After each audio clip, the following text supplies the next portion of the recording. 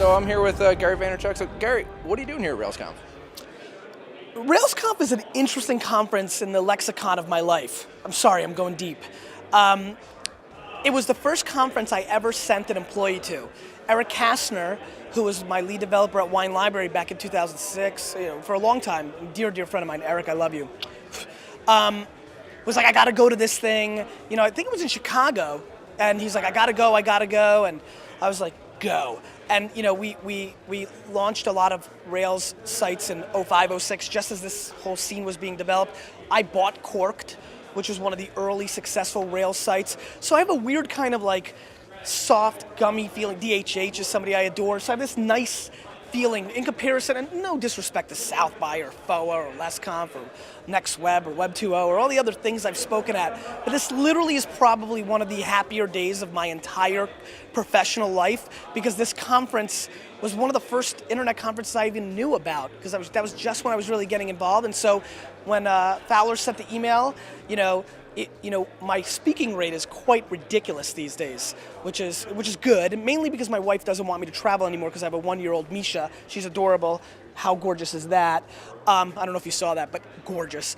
And so I knew that RailsConf wasn't going to pay it because it's so ludicrous. So I just said, chat, whatever it is. And so we agreed. Took the Acela down from New York right now. Going to go on stage and crush the shit out of it, and I'm going right back to New York and work.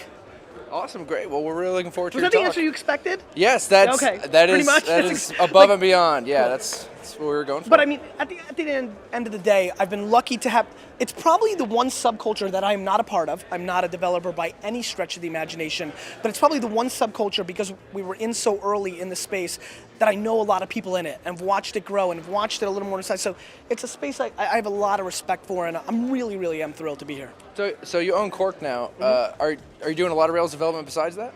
Yeah, I mean, we launched Gourmet Library, which is our food version of Wine Library, my original company, which is in Rails, and we're rewriting Wine Library right now in Rails.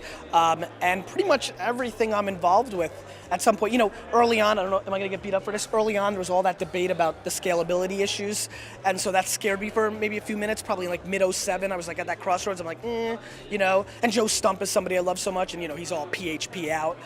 Stump, get down here, see if they'll accept you. But it seems like from the word on the street, those kind of things have been kind of addressed. And yeah, I mean, every developer I talk to, seems to feel that, you can bang it out quickly and better, and they like it. I know Python's making some noise and other shiz like that. I'm talking about a lot of stuff I don't understand. Let me just drop this: JSON, HTML5, what? But I think that it's a code I've been comfortable with, and a lot of all my lead developers at Wine Library love it, and VaynerMedia, where we do have several developers, are mainly PHP'd out, but I've been pushing them more and more towards Rails. So yeah, I mean, it's a language that I think is here, and one that I would never be scared to have a site built in, for sure. Great.